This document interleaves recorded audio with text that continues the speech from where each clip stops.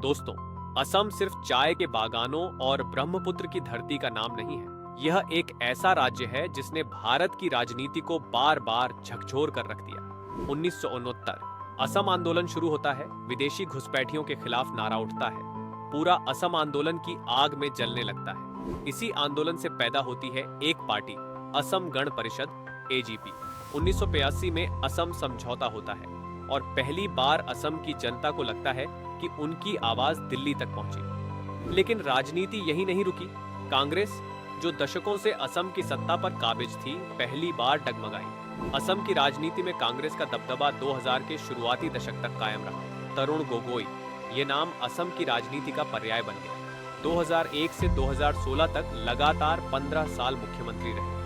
उनके कार्यकाल में असम में सड़कें बनी, उद्योग आए और उग्रवाद कम हुआ। लेकिन धीरे धीरे घुसपैठ, बेरोजगारी और भ्रष्टाचार के मुद्दों ने कांग्रेस की जड़ों को खोखला कर दिया। जनता पूछने लगी, क्या कांग्रेस अब सिर्फ दिल्ली की पार्टी है, असम की नहीं?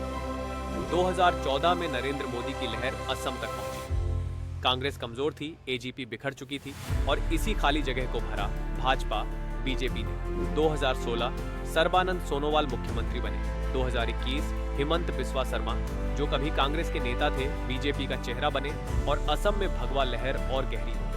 BJP का नारा साफ था, हम असम को विदेशी घुसपैठियों से मुक्त करेंगे।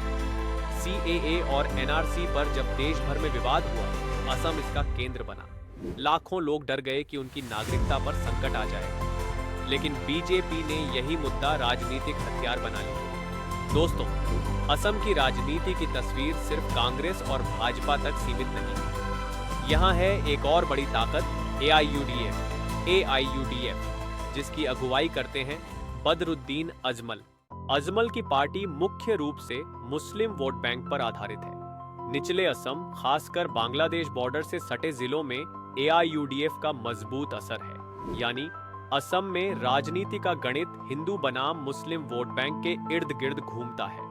कांग्रेस और AIUDF कई बार साथ भी आए, लेकिन यह गठबंधन हमेशा विवादों में रहा। हिंदुत्व की राजनीति के दौर में भाजपा इन्हें वोट बैंक की राजनीति कहकर निशाना बनाती है। असम की राजनीति को समझना है तो बोडोलैंड को समझना जरूरी है। बोडो आंदोलन दशकों तक चला, कई बार खून खराबा हुआ।